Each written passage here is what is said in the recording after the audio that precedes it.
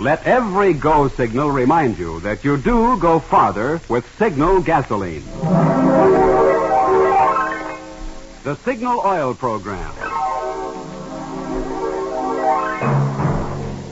The Signal Oil Company and your neighborhood Signal dealer bring you another curious story by The Whistler. Tonight, 2 for the money.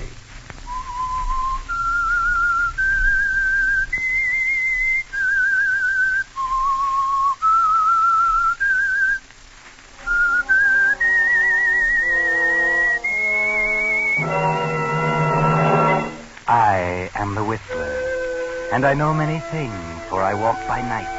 I know many strange tales, many secrets hidden in the hearts of men and women who have stepped into the shadows.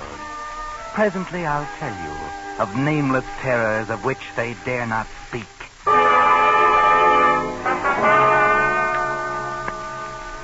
As New Year's Day 1945 draws to a close, the Signal Oil Company joins 1,800 Signal gasoline dealers in hoping that the coming year will be a good one for you and for your car, too.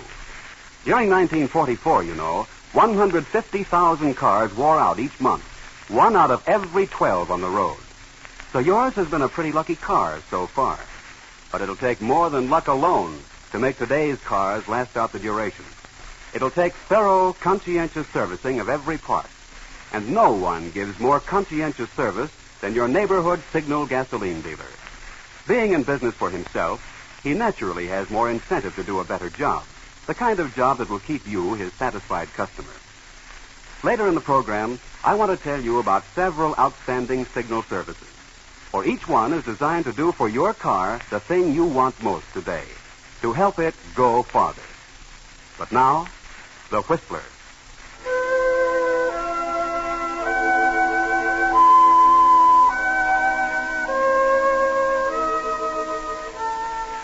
It's strange, isn't it, how a man can live his life through several decades, simply, quietly, in peaceful obscurity, and suddenly, through one small incident, find his world turned into chaos. For instance, there was Tom Barlow, who lived with his wife Ellen in the small seacoast village of Marblehead, and whose whole life had been spent as a lowly driver of the town carryall, combination taxi, delivery truck, and tow car. To everyone in Marblehead, he was just old Tom, until that night a few months ago. A raining, stormy night it was, with a feeling in the air of foreboding, if you were particularly sensitive. And the man who came to Tom, just as he was getting ready to go home to dinner with Ellen and Judy, his daughter, wanted to be driven out to Guilford Inlet. It was no pleasant trip on a night like that, lonely, miserable. But a fare was a fare, and Tom started out. Halfway there, they had to cross the inlet, and Tom was just beginning to worry about whether or not the bridge might be washed out. Driver? Driver? Yes, sir. Is that the Guilford Bridge ahead? Yes, sir, that's it. Lucky for us, it's still there. You sure picked a night to come out to this godforsaken neck of the woods. When you get to the bridge, stop. Stop? That's what I said. Stop. Well, mister, there's no need to stop. It's 8 miles yet to the inlet. Stop when you get to the bridge. Okay, mister, whatever you say.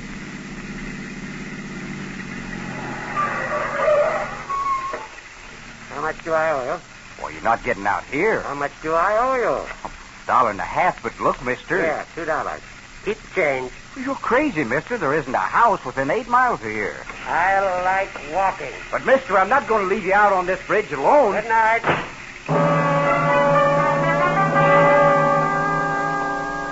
Well, Tom, that's a queer thing, isn't it? Strange fellow. Never did get a good look at his face. He kept it muffled up in his scarf, his hat pulled down low.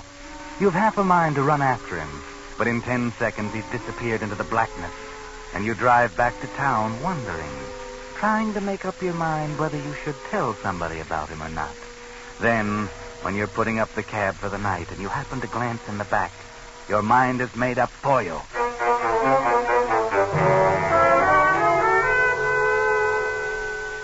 That's just what I told him, Sheriff. I said, I'm not going to leave you out on this bridge alone. Mm-hmm. What time was that, Tom?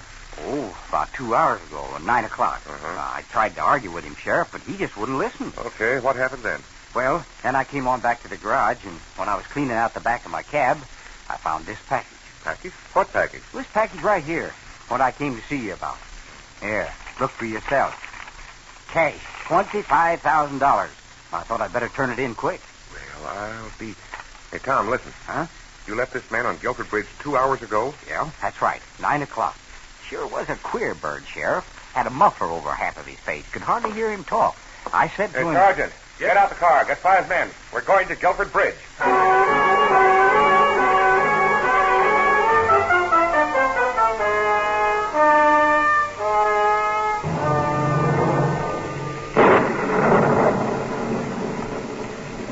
Jerry, you see anything down there?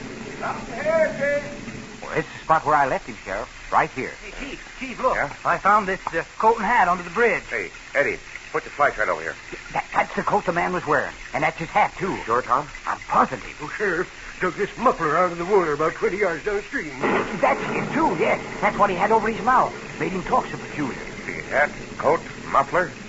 Looks like he drowned himself, all right. You aiming to drag the inlet, Sheriff? Not tonight, I'm not. In the morning. Anyhow, with that undertow, a body would be 2 miles out to sea by now. That's right. Huh. Well, what do you suppose he done it for? Poor guy. Poor guy. Tom, he left $25,000 in your cab, didn't he? Oh, well, money don't mean much if you're so low you want to jump in the river. Money don't mean much, huh? Listen, Tom, if we don't find that man's body, if nobody claims that money in 6 months, you know who it belongs to? It belongs to you, Tom. Me? Yes, sir, you. That's the law. Me? If nobody claims it in 6 months, and if we don't find the body that fits this hat and coat.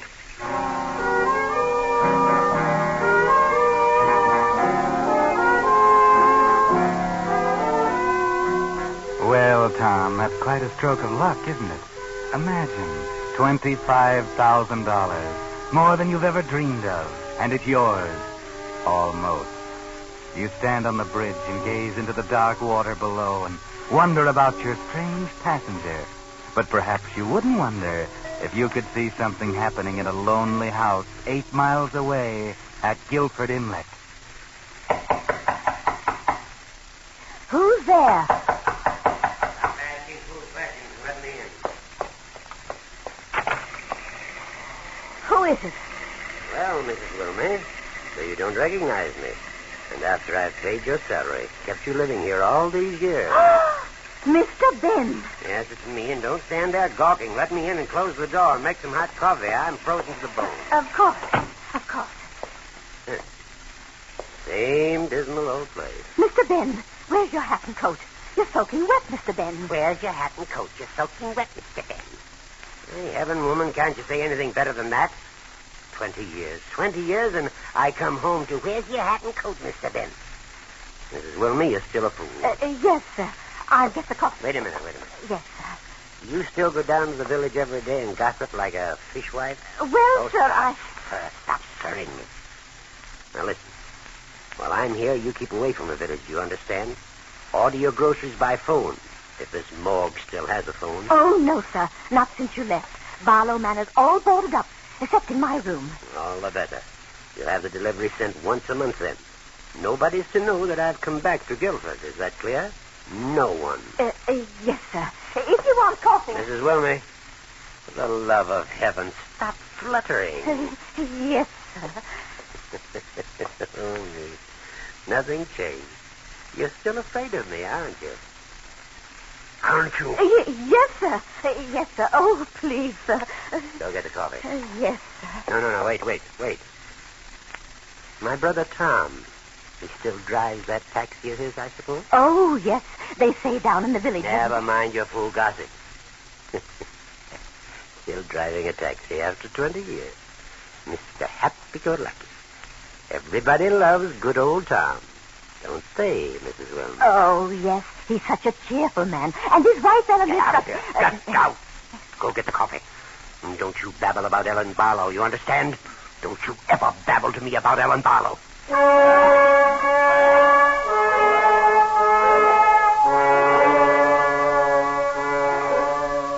Yes, Tom Barlow, if you could see that scene, and your brother Ben sitting in the old family house in Guilford Inlet, perhaps you wouldn't wonder so about the stranger's disappearance. But you don't see that, and so to you and your wife, Ellen, it's like a dream. Oh, Ellen, it's like a dream. $25,000. Why, we're going to be rich. Tom, put me down. Put me down. Oh, we are, Ellen. We are. Even the sheriff thinks so. Oh, we ought to go out and do the town. Well, we'll have plenty of time for that, Tom Barlow, after 6 months.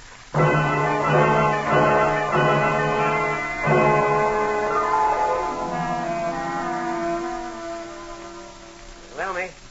Mrs. Wilmy. I'm coming, sir. I'm coming. I was just bringing your tea things. Oh, never mind the tea things. Where's my tonic? Heart's pounding like a trip hammer. Right here, sir, on the tray. Where's the afternoon paper? Here you are, sir. But there's nothing new about Mr. Tom and the money. Who asked you that? Well, Mrs. Wilmy, you're nosy, aren't you? Oh, please, Mr. Ben. Oh, stop that sniveling. You're nosy, Mrs. Wilmy, but you are a good housekeeper. Well, I do Quiet, try. be quiet. I feel like talking. Yes. Pour the tea. No, don't stand up. Sit down here by me. Very We're well. going to chat, Mrs. Wilmy. I'm expecting a business friend of mine today at 5 sharp, a Mr. Peterson. Uh-huh. He's going to do something for me. Yes, sir. But you and I will chat until he arrives. Yes, sir. Lemon and 2 sugars, sir. Well. So you remember after all these years, huh? That's nice. Mrs. Wilmy, I'm a very rich man. I made a good deal of money in the city. Yes, sir. And I have remembered you in my will. Oh, thank you, sir. Be quiet. You'll be well off when I die, Mrs. Wilmy. Very well off. That's why I think you'll keep your mouth closed about lots of things. Oh, I never I feel like talking. Mrs. Wilmy, did you read that they haven't found the body yet of the man who left the money in my brother's taxi? Oh, yes. They've been dragging the inlet for weeks, sir. They can drag for years. They won't ever find the body. You know why, Mrs. Wilmy? Because I am the body. Oh, Mr. Ben. Sure, I'm the body. I left that $25,000 in Tom's cab. I wanted him to find it. I put it there. But, Mr. Ben... I'm going to break Tom Barlow. You watch. Please don't tell me. I don't want to know. 6 months he'll wait, thinking he's rich every day more certain. He'll be building air castles. You watch. I know Tom. He won't wait for 6 months. Fools around here to lend him money on speculation. He'll get in deep. You watch. Tom, happy-go-lucky. Always said he could get along without money. Married Ellen on a shoestring. Shoestring? And I could have given her everything. I could have given her clothes, a house in the city. You mustn't tell me, please. Don't. They're happy-go-lucky. I can just hear him now. Money isn't everything. Money only causes trouble. Married Ellen on a shoestring. Well, this time he'll find out what money can do.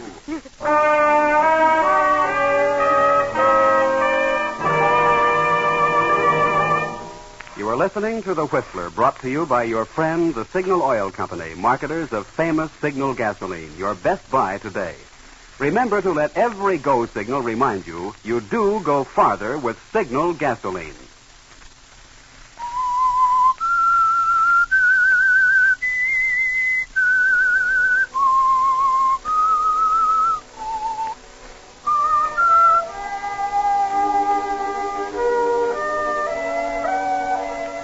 And now the pattern is clear. Ben Barlow, after 20 years, is planning to extract his revenge for his brother Tom's marrying the woman he loved. He's planning to ruin his brother with the promise of the money he found, and then snatch it away at the last moment. And Tom, good old Tom, seems to be falling into the trap slowly, reluctantly, happily. Oh, now, fellas, money isn't everything. We'll see if you say that when you get to 25,000. I will. He's got 4 months to go yet. No sense counting his chickens. The money's as good as in the bank. Been 8 weeks now. Nobody's claimed it. And what do you expect going to claim it anyhow? A ghost? Hey, Tom, I hear you and Ellen and the kid are planning a trip to New York. See all the shows. Huh? Well, maybe. Well, all I can say is if anybody deserves that money, it's Tom Barlow. Tom, we're with you. Well, thanks. Any person in the village won't be counting the days till 6 months is out. Are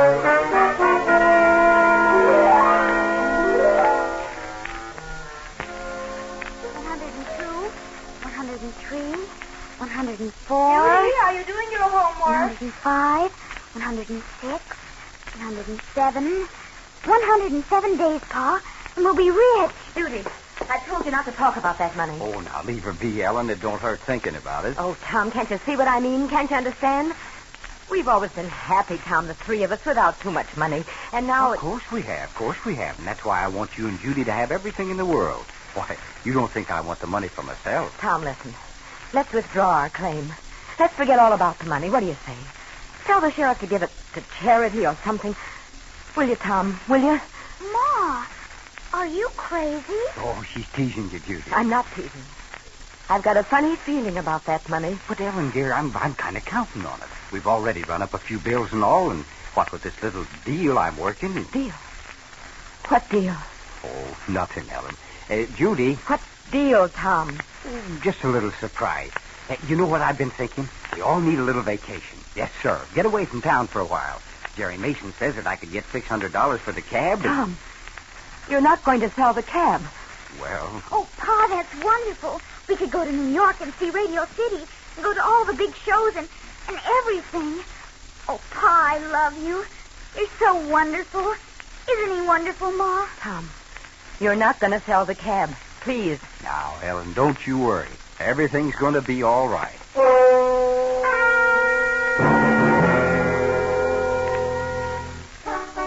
Yes, everything's going to be all right now, isn't it, Tom? You're getting more certain of it every day. It's been 4 months now, and you've almost forgotten about the stranger.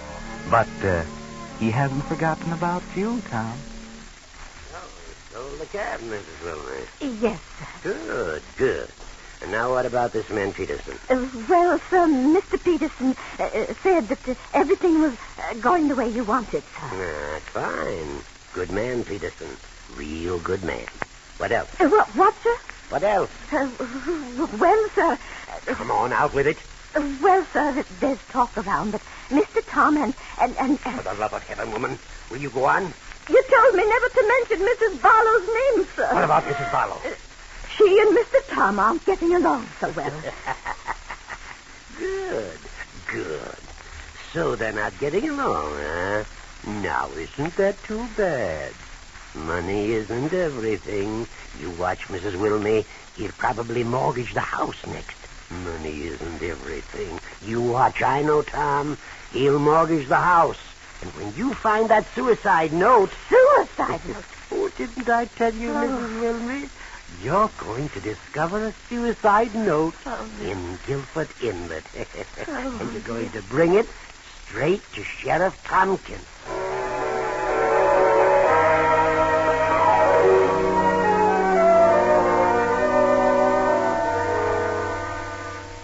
Well, Ben, you have it all figured out, don't you? And it's working out just as you expected. Because when the sheriff tells Tom Barlow about the suicide note that was found at the bridge, you react just as your brother expected. But, Ellen, there's no need to worry now. With that suicide note found, the money's practically in our hands. I told you it was just as good as ours. But, Tom, why did you have to go put a mortgage on this house? No, you don't understand, dear. I needed the money now for that deal that I was working on. So why wait till the 6 months is up and lose out on a great opportunity? But, Tom, how can you spend money like this before you get it? But I'm not spending it, Ellen. I'm investing it for our future and Judy's. Why, Mr. Peterson told me we'd be set up for life. And as for the mortgage, well, that's just a trifle. I can pay that back 10 times over the day I get the $25,000.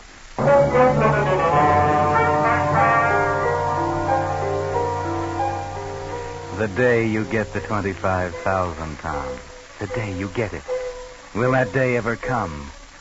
Ben waits in the lonely house at Guilford Inlet, enjoying reports of your spending money you haven't got. Yeah, set up 10 beers for the boys, Joe. You bet it won't be long now. And 1 ale for Jerry. Yes, sir. Oh, hi, Sheriff. What did you have? Tom, I've got to talk to you for a second. Well, sure, Sheriff. What's on your mind? Do you know a man named Peterson? Peterson? Well, I sure do. Come on, have a beer, Sheriff. Have any dealings with him? Well, This is important, Tom. yes, I did. He came to see me with a mighty attractive proposition, and I placed some money in his hands. Very much money? All I could get my hands on. Mighty attractive proposition. That's not good. It's not good. No. Tom, this Peterson, as he calls himself, is a well-known New York crook. What? Real name's Clark, Pinky Clark. Deals in phony stocks and bonds. No. He's skipped town, and your money's gone with him. Tom, you've been swindled.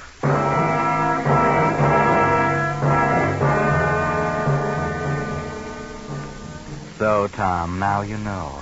The first blow has fallen. All your great dreams of wealth and affluence gone in an instant. You were smart, weren't you, Tom? Very smart. Tom, why did you do it? I was so smart, Ellen. I was going to be rich and to be a big businessman. Can you imagine me? I wanted to make you proud to be Mrs. Tom Barlow. Oh. Yes, I wanted you to walk down the street and have people point you out and say, "Look, there goes Ellen Barlow." Oh, Tom. Guess I never meant to be anything but Tom, the taxi driver. You're right, Ellen. All along you were right. We should have withdrawn our claim like you said. Money's brought us nothing but trouble. Tom, how much do you owe the bank? 18,000. 18,000. Oh, Tom. Tom, we've just got to get that 25,000 now. We've just got to.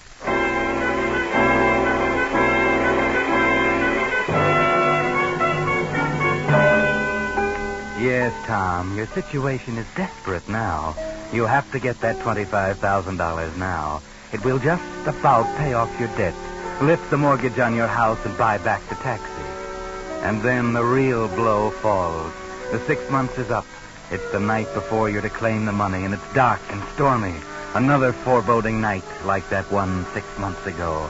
And as you sit by your fireside, you're startled by a knock on the door.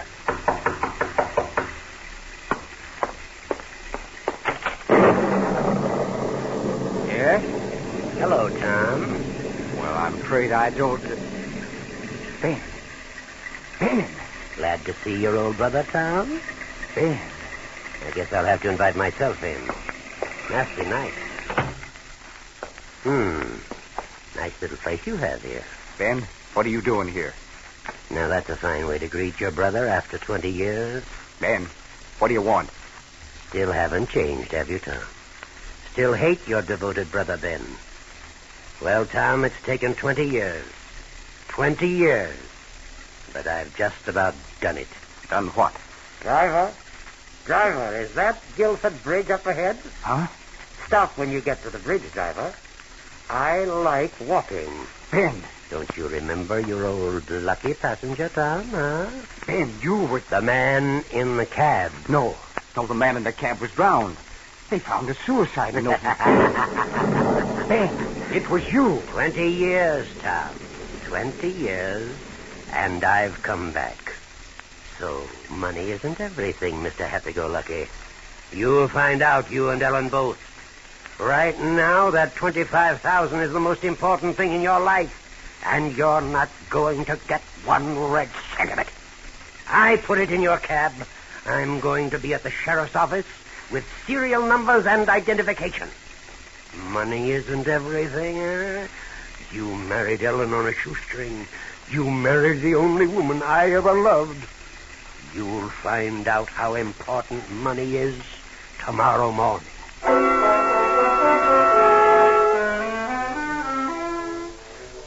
Now you know the whole plot, Tom. Now you know how you stand. The money you so desperately need is not yours and never will be. No need even to go down to the sheriff's office tomorrow morning, because Ben will be there ahead of you. Unless, what if Ben didn't show up? What if Ben couldn't show up? Who would know but few? But that's murder you're thinking of, Tom. Murder. You've never done anything or thought anything like that. But tonight you're desperate and you think the whole thing out. It's simple, really. Ben's staying out at Guilford Inlet, alone in that big house. You can borrow the taxi back for a few hours and get out there. Drop his body in the inlet and... Yes, he's brought you to this, Tom. He's driven you to murder. A night just like the last time you drove out this way, isn't it, Tom? Stormy, dismal, dangerous. And you're driving faster than you should. You're almost to the bridge, Tom. Watch out. Darn that windshield wiper, I can't. Good Lord. The bridge. It's out.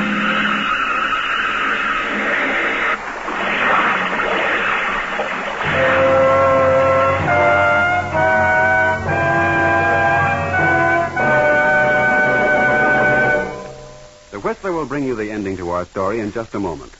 Meantime, here are just a few of the signal services that are helping today's cars go farther. When your Signal gasoline dealer lubricates your car, he uses the famous Signal Safety Chart, on which the maker of your car shows every lubrication point and the exact lubricant it should have. And your Signal dealer checks every point against the safety chart, not just once, but twice, so not a single part can be missed. The Signal 4-star oil he puts in your motor is solvent refined to give you a pure paraffin-based oil that reduces carbon and sludge and protects every motor part with a tough, long-lasting film that resists heat and wear. His regular battery and tire checking service help you get extra months of wear. Should you need a new battery, his heavy-duty Signal Deluxe batteries are guaranteed up to 2 years. And his retread jobs, using only the finest material, help you get more miles out of every tire. In those and a dozen other ways, Signal dealers are helping today's cars go farther. You couldn't close New Year's Day with a better resolution than to get acquainted with your neighborhood Signal gasoline dealer soon. And now, back to the Whistler.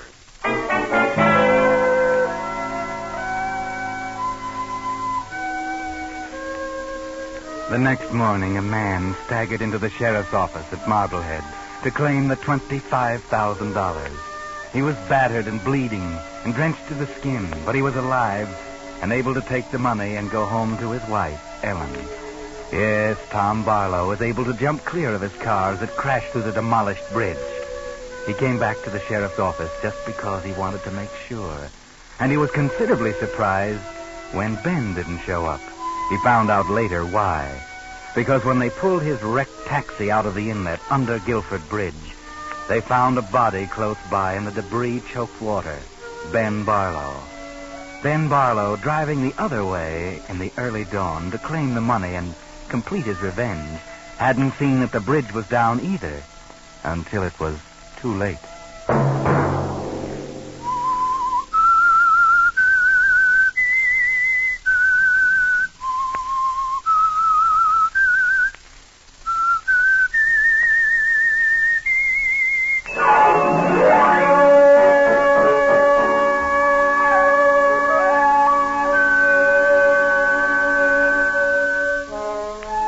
Next Monday at 9 o'clock, the Signal Oil program will bring you another strange tale by The Whistler. The Whistler is brought to you by the Signal Oil Company, marketers of Signal's famous Go Farther gasoline and motor oil, and by your neighborhood Signal Oil dealer who is at your service daily to keep your car running for the duration. The Signal Oil program, produced by George W. Allen, with story by Louis Pelletier and Jacques Anson Fink, and music by Wilbur Hatch, is transmitted to our troops overseas by the Armed Forces Radio Service. Bob Anderson speaking for your friend, the Signal Oil Company, and suggesting once again that you let every go signal remind you that you do go farther with Signal gasoline. This is CBS, the Columbia Broadcasting System.